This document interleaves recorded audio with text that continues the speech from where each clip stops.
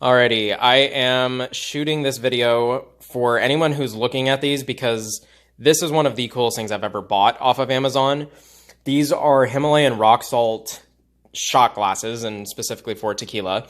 I was at a friend's house about 2 weeks ago, and they had these, and I asked them where they got them. They said Cestari Kitchen on Amazon. So I went and I bought 4, and you have to see these. First of all, they're really cool looking, and they're heavy.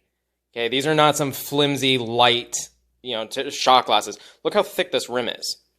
I mean, these are going to last you a long time. That, and they just look really cool.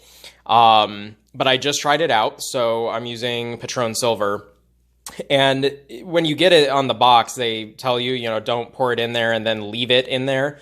Pour it, take a shot right away. And I was like, okay, is that really going to be long enough to season it? So I poured a shot, took it, 3-4 seconds later. Holy crap, guys. The way it flavored it was awesome. And then when you actually drink it, you're going like this, and your lips will get onto the rim of it. So not only are you getting the seasoned and flavored tequila, but you're also getting that extra little salt lick right off of the top.